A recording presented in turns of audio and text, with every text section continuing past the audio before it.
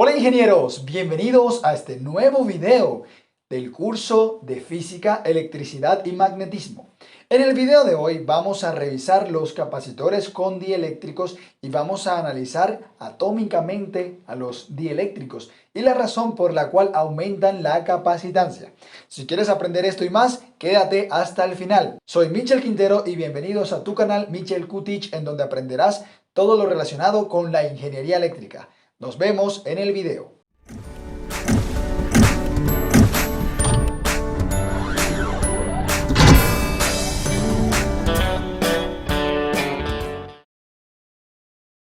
Un dieléctrico es un material aislante, generalmente puede conocerse como un caucho, plástico o papel encerado. Cuando un dieléctrico se inserta dentro de dos placas de un capacitor, obviamente de placas paralelas en este caso, su capacitancia aumenta y su diferencia de potencial disminuye. Ojo, la diferencia de potencial solo disminuirá siempre y cuando el capacitor no se encuentre conectado a ninguna batería o fuente de alimentación de corriente continua. Si el dieléctrico llena por completo el espacio entre las dos placas, la capacitancia de ese capacitor se va a multiplicar por un factor K denominado constante dieléctrica, que cada material dieléctrico tendrá una constante muy diferente. Por ejemplo, el aire es un dieléctrico y tiene su propia K, y cada uno de los demás dieléctricos existentes en la naturaleza tienen su propio valor para esta constante dieléctrica. Quiero que consideremos un pequeño experimento imaginario. De este lado de la pantalla tienes un condensador o capacitor de placas paralelas conectado a una batería. Podrás identificar que la batería marca 2 voltios, como también podrás identificar una C sub 0 y una Q sub 0. Entonces tenemos la relación de la ecuación para la capacitancia completa. Tenemos una capacitancia cuando el medio dieléctrico entre ellos es el espacio vacío. Por eso lo hemos llamado C sub 0. Y también tenemos Q sub 0, que es la carga que contiene este capacitor cuando la separación entre las placas está dada solamente por el espacio vacío. Ahora, de este lado de la pantalla tenemos las mismas dos placas, el mismo capacitor, la misma batería. Perdón, si he dicho batería, no. Tenemos un voltímetro en ambos lados, en ambas gráficas. En un voltímetro estamos marcando 2 voltios y en otro voltímetro, como están viendo por acá, tenemos una diferencia de potencial de 1 voltio. ¿Qué ha pasado? La diferencia de potencial se bajó, disminuyó, porque cuando interviene este dieléctrico dentro del campo eléctrico proporcionado por las dos placas paralelas, la diferencia de potencial entre estas disminuye. ¿En qué factor? Pues sencillo, la diferencia de potencial actual va a ser igual a la diferencia de potencial inicial o delta V sub 0 dividido por la constante eléctrica del material dieléctrico. Puesto que K, la constante dieléctrica, siempre es mayor que 1, es obvio resumir que la nueva diferencia de potencial va a ser inferior a la diferencia de potencial inicial. ¿Por qué? Porque se está dividiendo entre un número mayor que 1 y por lo tanto esa división, ese cociente, se hace más pequeño. ¿Qué pasa con la carga de un capacitor cuando no se encuentra conectado a la batería? Es decir, el capacitor ya se cargó y ahora lo desconectamos de la batería. ¿Qué le pasa al capacitor con respecto a su carga? La carga se mantiene. Entonces, si la carga se mantiene y la diferencia de potencial ha disminuido, ¿qué pasa con la capacitancia? Al principio del video te dije que la capacitancia aumentaba. Claro está, pero vamos a verlo por acá con las ecuaciones. Tenemos que la capacitancia actual, o C, va a ser igual a la Q sub 0, que es la carga inicial, que es la misma carga que tenemos ahora porque no hemos vuelto a conectar el capacitor a ninguna batería, dividida entre la diferencia de potencial. Pero la diferencia de potencial es igual a la diferencia de potencial inicial dividido entre la constante eléctrica. Si operamos, tenemos que la capacitancia final va a ser igual a la constante eléctrica K multiplicada por la carga inicial o Q sub 0 dividida entre la diferencia de potencial inicial delta V sub 0. Y esto, en otras palabras, es lo mismo que decir que la capacitancia final será igual a la constante dieléctrica K multiplicada por la capacitancia inicial C sub 0.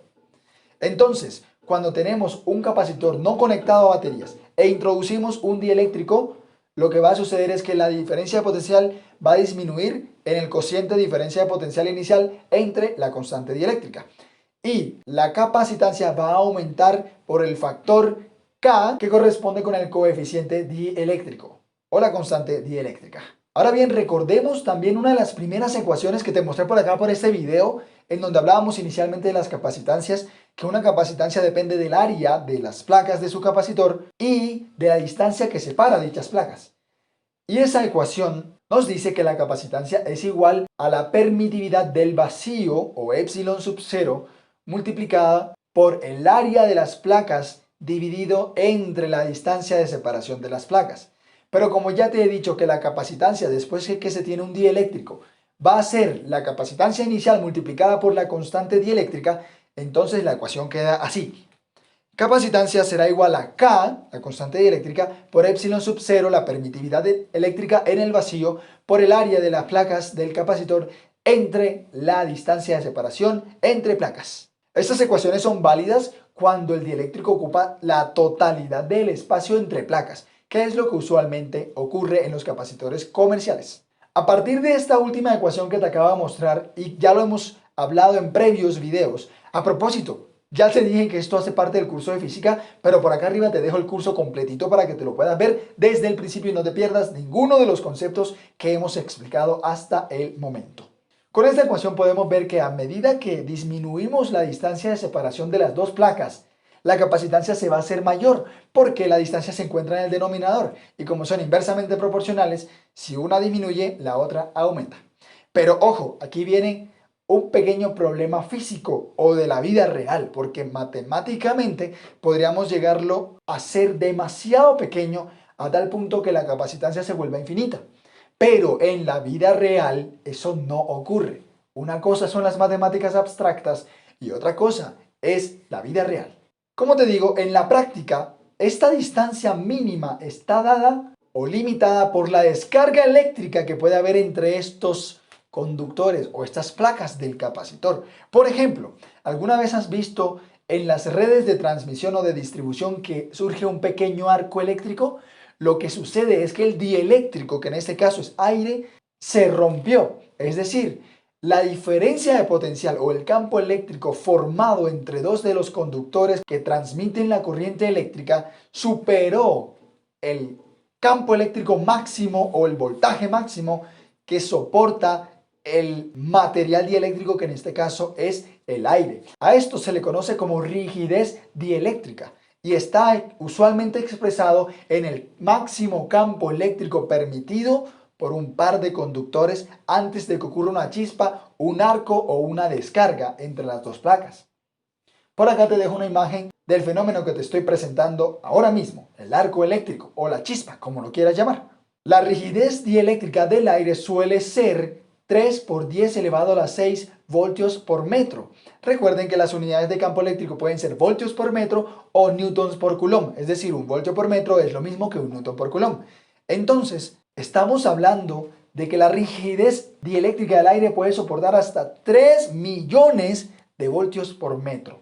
Si lo superamos, ocurrirá un rompimiento de dicha rigidez y va a ocurrir una descarga. Lo mismo ocurre cuando ves una descarga atmosférica o un rayo cuando cae desde las nubes hacia la Tierra. Es porque se está rompiendo la rigidez dieléctrica del aire. Los capacitores comerciales usualmente se hacen con el uso de una hoja metálica entrelazada con hojas delgadas de papel impregnado con parafina o con milar, que suelen ser dos dieléctricos. Esa pequeña hoja de papel que está en la mitad entre las dos placas o dos láminas metálicas actúa como el dieléctrico de separación entre dichas dos láminas. A continuación te voy a mostrar una tabla de la rigidez dieléctrica que tienen ciertos materiales y vas a pensar por un momento en la rigidez que tiene el aire, la rigidez que tiene el papel y otros diferentes materiales. También en dicha tabla puedes ver la constante K, que es la constante dieléctrica. Como nos podemos dar cuenta, el papel, por ejemplo, tiene una rigidez dieléctrica de 16 por 10 elevado a la 6 voltios por metro. Y te dije que el aire tiene 3 por 10 elevado a la 6. Es decir, el papel es más de 5 veces más rígido, eléctricamente hablando. Entonces, la distancia de separación puede llegar a ser mucho menor en el papel que en el aire. Es decir, la separación que tenemos entre dos placas usando papel puede ser pequeñita antes de que ocurra una descarga entre las dos placas. Pero si esa misma distancia la aplicamos a una separación de aire, ocurriría una descarga y se descargaría el capacitor, ya que habría paso de electrones de una placa para otra. A continuación también te quiero mostrar tres gráficas de los tres tipos de capacitores más comerciales. Tenemos el capacitor tubular y es el que usualmente vas a encontrar en cualquier circuito electrónico o incluso en tu computador. Son pequeños cilindros y lo que tienen son hojas metálicas y hojas de papel entrelazadas, intercaladas. Una, la metálica, la de papel, la metálica, y eso lo envolvemos. A tal punto que la área de la placa sea lo suficientemente grande. Y la distancia de separación será la distancia o el espesor de dicha hoja de papel dieléctrica. También tenemos la opción de tener capacitores de alto voltaje, que consiste en tener muchas placas paralelas, pero siempre separados por un tipo de aceite especial que cumple el papel del dieléctrico, que tiene una rigidez dieléctrica mucho más alta que la rigidez dieléctrica del aire, precisamente para soportar voltajes más elevados. Y en el tercer caso tenemos un capacitor electrolítico. Este capacitor en particular debes mirarlo muy bien antes de hacer la conexión, ya que sí tiene un borne positivo y un borne negativo. Ya te explico por qué. Como ves en la figura, tenemos un estuche, tenemos una hoja metálica y tenemos un electrolítico. Recuerda que un electrolítico es un líquido que conduce la electricidad. Y tenemos obviamente los dos contactos exteriores. Si alimentamos por el borne positivo, el electrolito va a generar una pequeña capa por oxidación y esa capa muy delgada va a funcionar como el dieléctrico entre la hoja metálica y el electrolítico. ¿Qué pasa si alimentas el capacitor en polaridad inversa? Pasa lo siguiente. Si nosotros alimentamos el positivo por la corriente negativa y si alimentamos el negativo con el borne positivo de una batería, por ejemplo, lo que vamos a hacer es remover esa capa de óxido que sirve de dieléctrico. Y si removemos el dieléctrico, el electrolito va a entrar en contacto directo con la hoja metálica. Son dos conductores, creamos un cortocircuito llegando a explotar o quizás solamente a dañar el capacitor si no lo queremos explotar porque quizás no aplicamos la cantidad de voltaje suficiente para poder explotarlo. Así que mucho cuidado con los capacitores electrolíticos. También existe otro tipo de capacitor que es un capacitor variable. Suelen utilizarse por ejemplo en las radios cuando quieres sintonizar una emisora. Necesitamos cambiar la capacitancia constantemente. Entonces, en esos capacitores tenemos una serie de capas o placas que son fijas y una serie de placas que son móviles. Nosotros, al girar algo así como un potenciómetro, lo que estamos haciendo es moviendo las placas, metiéndolas, las placas móviles, dentro de las placas fijas para crear así una capacitancia diferente. Y cuando no las necesitamos, giramos nuevamente y sacamos las placas móviles y solamente nos quedamos con la capacitancia que tienen las placas fijas. Te voy a presentar una pequeña aplicación que tienen los capacitores. ¿Alguna vez has estado tratando de colocar un clavo o una puntilla en la pared de tu casa y necesitas encontrar un travesaño? Un travesaño es aquella parte de madera que sostiene alguna parte de la estructura de la casa. Resulta que en esta imagen te voy a presentar un buscatravesaños. El buscatravesaños tiene una lámpara, un bombillo, tiene una parte, podríamos decir de madera o del material necesario, y tiene dos placas. Pero las placas no se encuentran enfrente la una de la otra, sino una al lado de la otra. De tal forma que el medio dieléctrico que las separa es el aire que hay entre ellas, dos obviamente, y el yeso o la pared. Pero cuando encuentra un travesaño, es decir, un pedazo de madera por dentro de la pared, la capacitancia cambia.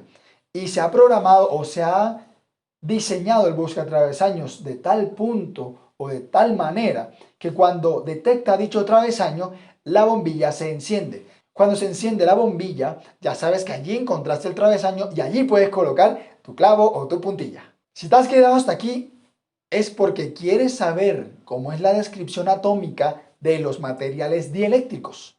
Y te lo voy a explicar. La explicación básica o completa de por qué un dieléctrico aumenta la capacitancia en un capacitor tiene mucho que ver con la descripción atómica del material. Por aquí te presento una molécula de agua. Como te podrás acordar de química en la escuela o en el colegio, la molécula de agua está compuesto por dos átomos de hidrógeno y un átomo de oxígeno, H2O. El átomo de oxígeno se comporta como una carga negativa por sus electrones disponibles en valencia para poder hacer enlaces con los átomos de hidrógeno. Y los hidrógenos se comportan como cargas positivas. Si nos podemos dar cuenta, el centro de la carga negativa se encuentra precisamente en el centro del oxígeno, del átomo de oxígeno. Mientras que el centro de la carga positiva, como tenemos dos hidrógenos, se encuentra justo en el centro de esa separación, el punto X que estás viendo allí, que es la separación entre los dos átomos de hidrógeno, logrando así una separación en el átomo de oxígeno de 105 grados. Ahora, las moléculas no siempre necesitan estar polarizadas. Pueden estar aleatoriamente polarizadas de tal punto que la sumatoria de todos los campos de los dipolos internos pueden llegar a ser cero. Ya lo veremos con un mejor ejemplo, pero por el momento mira estas dos gráficas que tienes acá. Tenemos dos partículas positivas, dos cargas positivas y una carga negativa en el centro. Allí hasta el momento no hay polarización. Tenemos sencillamente dos cargas positivas en los extremos y una carga negativa en el centro. ¿Qué pasa cuando se le aplica el campo eléctrico E que estás viendo en la segunda imagen? El campo eléctrico recuerda que va desde un potencial mayor a un potencial menor. O lo que es lo mismo, la dirección de ese campo está repeliendo a la segunda carga positiva, haciendo así que el centro de la carga positiva se desplace un poco hacia la izquierda, mientras que como la carga negativa se ha visto atraída gracias al campo eléctrico que se está aplicando, se ha corrido un poco hacia la derecha y tenemos una polarización, ya que el centro no está en el mismo lugar que estaba en la primera parte. A esto se le conoce como polarización inducida. ¿Inducida por quién? Por un campo eléctrico externo. Ahora, para comprender un poquito mejor por qué se aumenta la capacitancia, te voy a presentar lo siguiente. Imagina la siguiente losa que estás viendo en la pantalla. Es una losa que internamente tiene varios dipolos. ¿Qué es un dipolo? Pues ya lo sabes de lo que hemos venido estudiando hace varios videos atrás. Y si no, pues por aquí te dejo algunos videos interesantes que puedes revisar. Esos dipolos son unas parejas de carga positiva con carga negativa. Y si te das cuenta, ellos están alineados de una forma aleatoria. De tal punto que la sumatoria de todos los campos eléctricos internos va a dar un campo eléctrico igual a cero. Por lo tanto, no hay ninguna polarización exacta. Es decir, no hay una cantidad de carga negativa pegada a un costado y una cantidad de carga positiva polarizada hacia el otro costado. No lo hay, están aleatoriamente distribuidas por todo el material, por toda la losa. Si metemos la losa dentro de un capacitor o un campo eléctrico constante, es decir, dos placas paralelas, la losa se introduce en la mitad, ¿qué pasa? El campo eléctrico empieza a inducir todos los dipolos, de tal punto que todas las partes negativas de estos dipolos van a sentirse atraídos hacia la placa positiva, mientras que todas las partes positivas de todos los dipolos de la losa se van a sentir atraídos hacia la placa negativa del capacitor. ¿Qué pasó? Se ha logrado una orientación. Todos los dipolos ahora, si bien en el centro del material se cancelan entre sí, tenemos una cantidad de carga ubicada en la placa positiva y esa cantidad de carga es negativa, ya que la negativa se sintió atraída hacia la positiva. Y en la otra placa pasa lo contrario. La cantidad de carga acumulada dentro de la losa es positiva porque se sintió atraída hacia la placa negativa. Esto lo podemos representar como si tuviéramos otro par de placas dentro de la losa, como te muestra la última figura que te presento. De esta forma tenemos un campo eléctrico inducido, en donde al lado de la placa positiva física, la placa del capacitor, tenemos una capa ficticia negativa, porque ha atraído todos los electrones hacia allá. Y mientras que en la otra placa tenemos una placa negativa del capacitor, tenemos una placa ficticia de la losa del dieléctrico inducida positiva. ¿Sí? Entonces, mientras que el campo E sub 0, que es el campo aplicado por el capacitor, se dirige hacia la derecha, el campo inducido, como tiene las cargas contrarias, está siendo dirigido hacia la izquierda. De esta manera, matemáticamente se están anulando los dos campos. Y esta sumatoria o esta inducción que hay dentro de la losa hace que la capacitancia global aumente debido a esa contrarrestación de campos eléctricos. Recuerda que te había dicho que la carga, mientras el capacitor no se conecte a una batería, se mantiene, incluso cuando ingresamos un dieléctrico o le quitamos el dieléctrico, la carga se mantiene, pero la capacitancia aumenta en función del factor K y la diferencia de potencial disminuye en función del cociente de la diferencia potencial inicial entre el factor K. Pero si esto no ocurre, es decir, el capacitor sí está conectado a una batería, en realidad cuando nosotros ingresamos el dieléctrico, lo que va a pasar es que la placa positiva va a atraer muchos más electrones de la losa o el dieléctrico, mientras que la placa negativa va a atraer muchos más protones. ¿Qué está sucediendo aquí? La diferencia de potencial se está manteniendo porque las placas están conectadas a la batería. La capacitancia se está aumentando por lo que ya te expliqué, pero la carga también se está aumentando.